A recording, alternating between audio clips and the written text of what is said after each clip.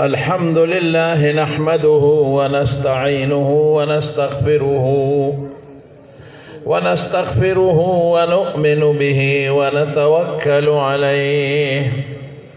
ونعوذ بالله من شرور أنفسنا ومن سيئات أعمالنا.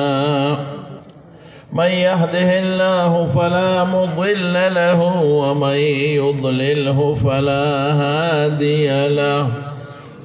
وأشهد أن لا إله إلا الله وحده لا شريك له. وأشهد أن سيدنا وحبيبنا وشفيعنا وسندنا ورحمتنا ومولانا محمدا عبده ورسوله سيد الأنبياء والمرسلين وخاتم النبيين صلى الله تعالى عليه وعلى آله وأصحابه وأزواجه أمهات المؤمنين. أما بعد فأعوذ بالله من الشيطان الرجيم. بسم الله الرحمن الرحيم. لا تحرك به لسانك لتعجل به إن علينا جمعه وقرآنه فإذا قرأناه فاتبع قرآنه ثم إن علينا بيانه. درود شريف آية. اللهم صل وسلم على سيدنا ومولانا محمد وآله وصحبه أجمعين. معزز علماء کرام، طلباء اعظام و د اجتماع حاضرین و مسلمانان ورونو،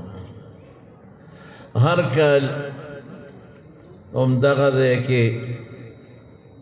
دغه اجتماع منعقد کیږي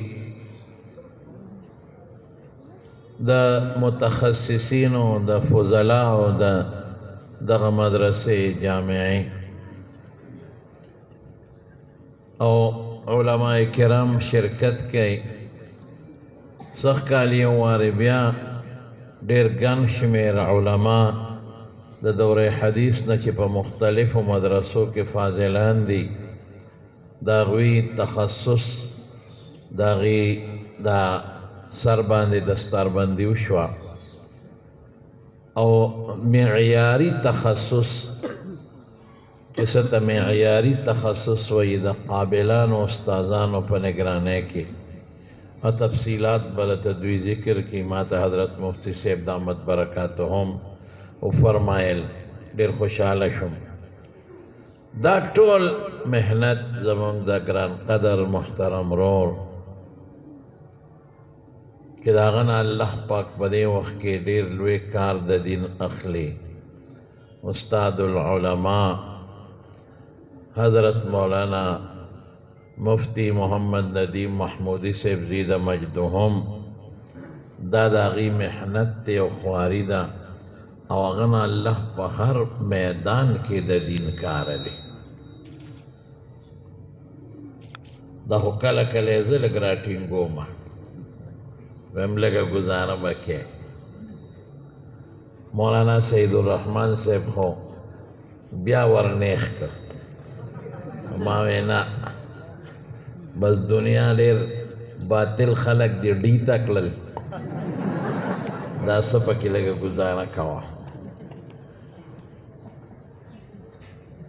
زما وروڼو حقیقت دا دی چې الله پاک د قرآن د حفاظت ذمه داري اخیستې ده او بیا د قرآن شریف د امت د رسولو د پاره او د قرآن شریف په مقاصد امت پویولو د پاره الله رسول الله صلی الله علیه وسلم دنیا ته لېږلی دی دا غي په ذریعہ الله قرآن امت ته ورسو او د قرآن تشریحات او معانیم الله ورسول. اصل سرچشمه د الله کتاب قرآن شریف دی، د الله کلام دی، لفظ نظم دواړه د الله د طرف نه دی. تاسو طالبانو ویلي وإنه لتنزيل رب العالمين نزل به الروح الأمين على قلبك لتكون من المنذرين بلسان عربي مبين. ګوره دې کې دوه ټکي راغلل، یو علی قلبک لفظ راغی، نو دینا دا معلومه شوه زړه سره د معنا تعلق چې معنا د الله د طرف نه ده، او لسان عربي دا د نظم او د لفظ سره تعلق لري. طالبان وی القرآن اسم للنظم والمعنى جميعا. اصل قرآن شریف دی و رسول الله مبارک دا قرآن شریف د تشریحات د پاره الله لګلې. نو د پیغمبر مبارک قول فعل تقریر مضبوط حجت او دلیل دی. د مارونو دا خبره مې ځکه وکړه چې دې زمانه کې بعض خلک د عاجزانان دا حدیثو په مفهوم نه پوهېږي. نو زر به ووایي چې دا حدیث دا قرآن شریف د دې آیت سره تعارض لري، نو زه د خدای د قرآن مقابله کې حدیث څنګه ومنم؟ انکار حدیث رسول الله مبارک مخکې پیشګویي کړې ده چې بعضې خلک به د حدیثو نه انکار کوي، او دا حدیثو نه انکار د قرآن نه انکار دی، کفر دی. اللہ خپل فرمائی وانزلنا الیک الذکر لتبین للناس ما نزل الیہم. قرآن میں نازل کو دا غی تشریح تکے حضور پاک تا، او دا چه ما کم آیت لستا دا غی تشریح نکو مختصر ویم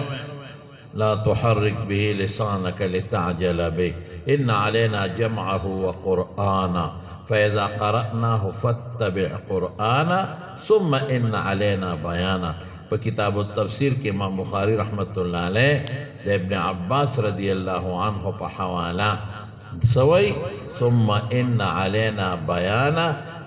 ان تبینه للناس. الله د رسول الله مبارک ذمہ داری دا مقرر کړی ده چې د قرآن وضاحت پته کې. زه به صرف یو ټکی درته ویم، په قرآن شریف کې اقیم الصلاة بار بار ذکر کېږي، زه حدیث ته خوا کتره دی معنا ماته دا قیمو خو ډېرې معنی دي. یو معنی دا د داوی مو چې همیشه دا کار وکړې، او د صلات خو شپږ معنی دي. یو معنی دا ده چې دعا د مشوره معنا.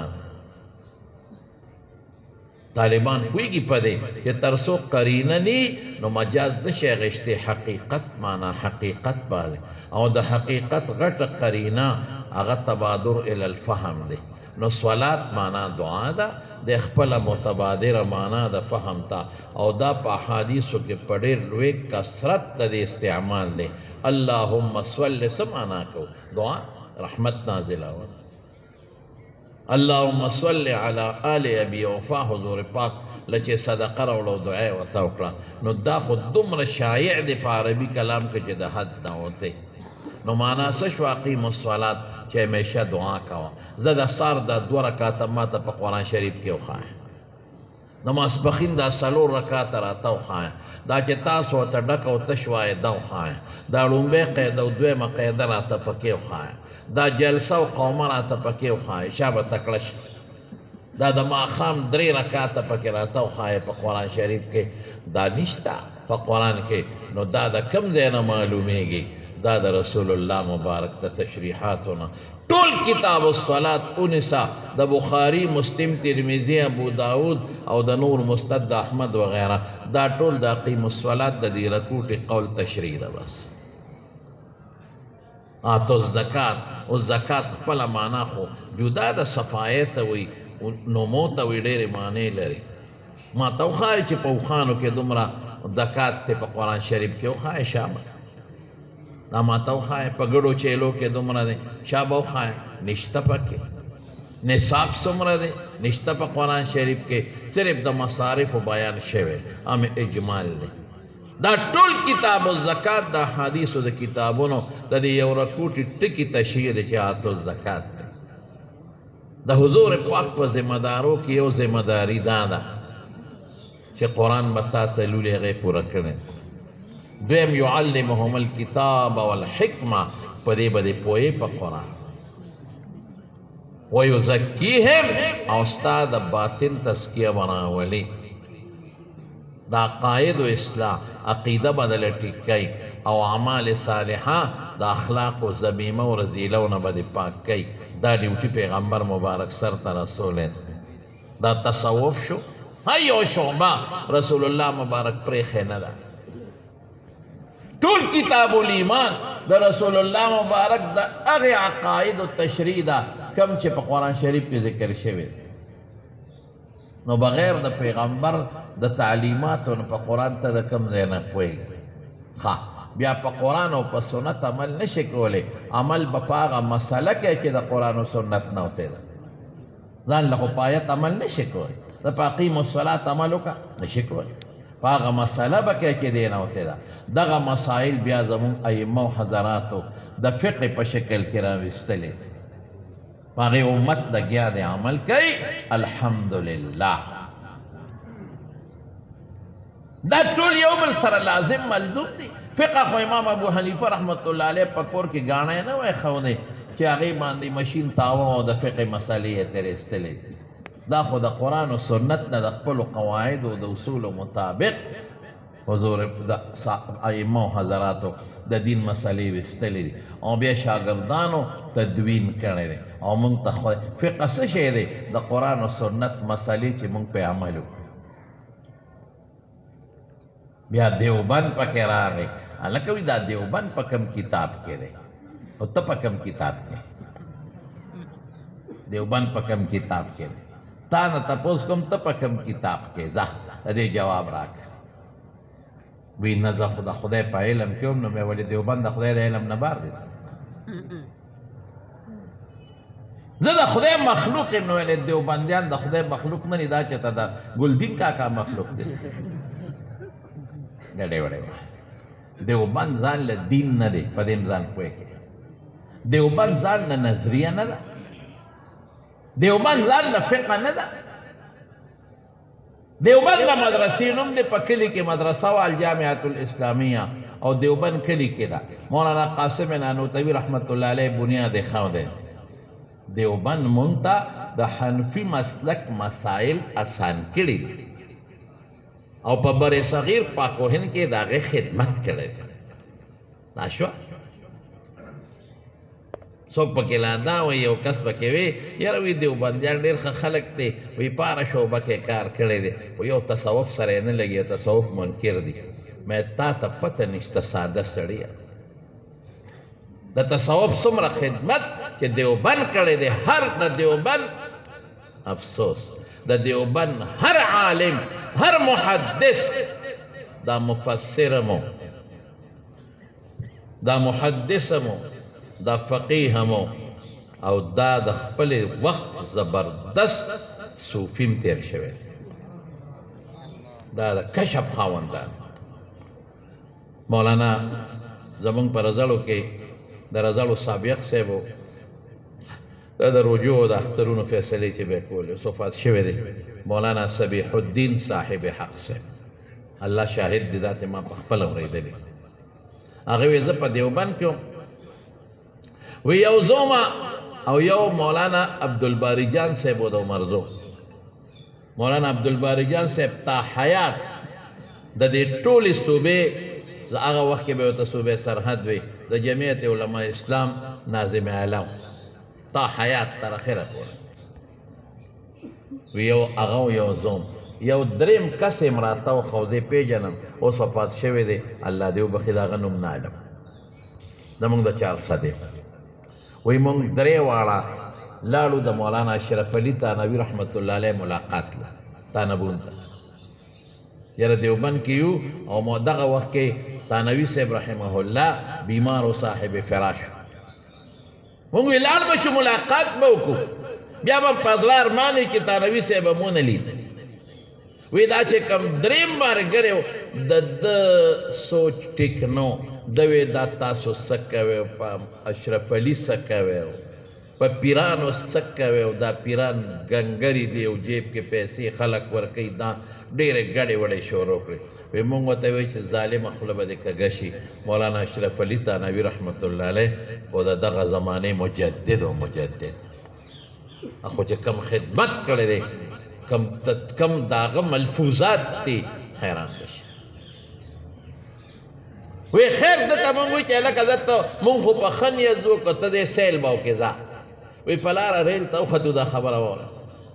وی په ریل کې دغه دریم کس د مولانا اشرف علي تانوي رحمت الله علیه ډېر زبردست غیبت کو مونږ غلطي کړه چې سپیره ته ځان سره اوچت کړې تا خو زمونږ په زړه کې نفرت پیدا کړې سپیره بس غلی شه خوله به دې ماته شي وی کږه به اوس به کږه شوې وه که یاره مونږ وی ته مهرباني وکړه تانبون ته لاړ ته بازار کې چکر ولګې مونږ به د مولانا اشرف علي سے ملاقات الله شاهد دی دا ګورې یا وا د ما نه د دې ډېر ګواهان دي وی چې تانبون ته لاړو وی دی وی چې دا مړه مونږ به یې وګورو چې دا څنګه شی دی الله وی چې لاړو خانقاه ته نو د خانقاه چې کم د هغې کسو هغه وی چې حضرت بیمار دی خو ملاقات به ستاسو شي خو ګورې وخت یې ډېر زیات قیمتي دی نو تاسو نه به هغه تپوس کوي مخکې نه ځان تیار کړئ اب اگر تپوس کئی کون ہے کہاں سے آئے ہو کس لیے آئے ہو سو کہ دا کم دینا راغلی او سل راغلی نو که دعا لراغلی نو دعا لراغلی که بیعت لراغلی نو بیعت لراغلی که مسئلی تپوس لراغلی نو مسئلی تپوس کو دے دریو که با یو خبره کوئے دری با نکر وی چه اگر دا خبرو که من سمو یریدو لیکن گبراہٹ پیدا شو او روان شو چې د نننه وتو دا دریم قسم دی زیما مولانا عبدالباری جان صاحب د عمرزو صاحبزاده ارا سره او دریم دا کس وی چې څنګه کېناستو حضرت صاحب هم دقه تپوسو کو سلام کلام نه پس کون ہو کہاں سے آئے ہو کس لیے آئے ہو مونږ ورته وی هم طالب العلم ہے دارالعلوم دیوبند سے آئے بغرض ملاقات حاضر ہوئے ہیں دائی خبرش بغرض دعا حاضر ہوئے ہیں دائی خبرش وی ما تیو قتل ما توی تشریف رکھو داو ادویم تیو قتل صاحبزادہ عبدالباری جان صاحب تا تشریف رکھو دا دریم زمونږ مرګري په خپله کېناست چې کېناست وی ده ته وی اٹھو خبیث اٹھو مونږ هم حیران شو رپیدو او دیم حیران شو اٹھو خبیث نکل جاؤ اٹھاؤ تم نکل جاؤ خبیث تمہارا باطن ٹھیک نہیں ہے تمہارے اندر گند ہے گند ان کی اصلاح ضروری ہے پھر دیوبند میں پڑھو یقین پا اللہ کا گورے قسمیہ دیتا ہے وی دے نہیں ہوئیست مونږ پر رپیدو شوی نہیں آپ تشریف رکھے یہ ٹھیک نہیں ہے ان کا سوچ ٹھیک نہیں ہے اس کے باطن میں گند ہے گند سے بھرا ہوا ہے مجھے ڈر ہے کہ یہ بیچارہ بغیر ایمان کی دنیا سے چلا نہ جائے یہ تکشف ہوئے مونږه مو یریدو مونږ ته ښه دعا وکړه او چې بار راووتو که نه نو وی دی راپېدوی ما ورته چې ودې لیدل ودې لیدل تا به وی دا دی او دا دی دا دی وی سړی راپېده چې زه څوک یم مونږ بس په ارام کېناست ځه چې ځه تاسو په الله یقین وکړئ سابق صاحب نه خدای ډېر کار د دین واغېست صاحبزاده عبدالباری جان صاحب نه خو خدای ډېر لوی کار واغېست او هغه دریم غریب بیا څه ډېر ګډ وډ شو نور یې درته زوم ځکه نه علم چې بعد دوستان به یې وپېژنې او ډېر په بد حال بیا غریب د دنیا نه ولاړ یہ تکشف ہوئے مولانا اشرف علی تانوی رحمت اللہ علیہ چې کم خدمت کړی دی د تزکیې د نفس او کم علم خدای غلا ورکړی دی دا د دعوه لرم د اردو فتاوه ده، د هغه د اردو فتاوه د علماو به کتلي چې منطق دې نه ویلې نو د هغه د اردو په سوالاتو په جواب چې کوم د فتاوې کې جوابونه دي په هغې هم نه پوهېږي ډېرو ځایونو کې. او که ته ډېر هم وایې چې دا او دا او د حدیث او د قرآن د آیت منځ کې تعارض، یو کتاب درته د مولانا اشرف علي صاحب خیم بوادر بدو هغه چې په تصوف کم کلام کړی دی، یو ذکر باندې خبرې کړي دي. ته هو الله او الله هو ته په څه پوهېږي؟ ظاهر کې خو هو اسم ضمیر هو الله، الله هو ذکر نزولی سعودي چې په هغې کوم باس کړی دی حیران بشي. علم خدای دې خلکو له ورکړی، دیوبند نه خدای لوی کار اخیستی دی.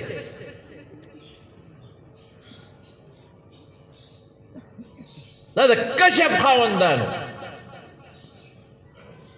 د هغې زړونه د الله د نور نه او د حب فی الله نه او د حب مع الرسول نه ډک اکابر د دیوبند هغې په شان خلک ته پیدا کولی شي، هغسې فقها ته پیدا کولی شي. نو دیوبند ځان له څه نظریه نه ده، ځان له څه فقه نه ده، موږ ته د حنفي مسلک او د حنفي فقه تاثیر کړی دی، اسانتیا کړې ده او خدمت یې کړی دی، بس نور څه خبره نشته. او دغه کابرو له چې خدای څه ورکړي دي، نو زه د تاسو د مولانا احمد علي لاهوري واقعیت بیان کړم نو حیران بشي.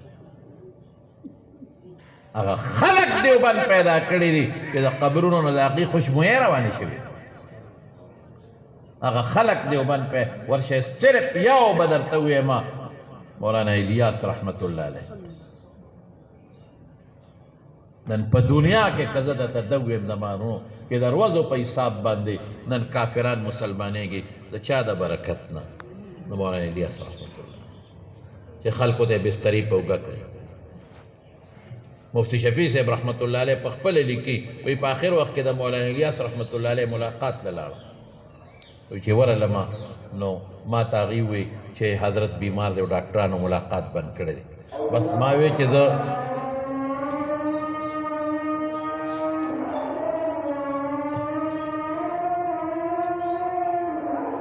الله اکبر الله اکبر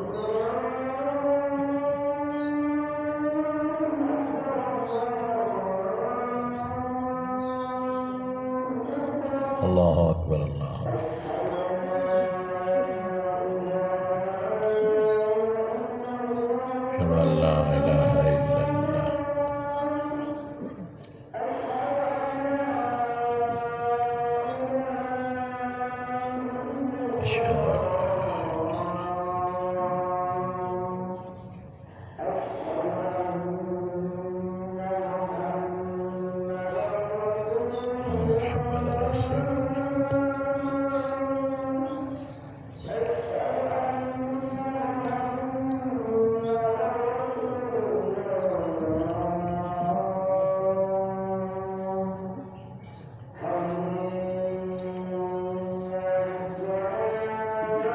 أشهد أن لا إله إلا الله أشهد أن لا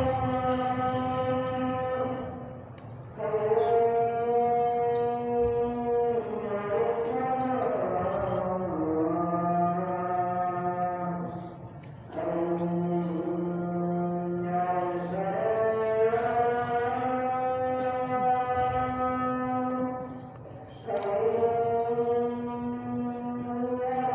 قوة.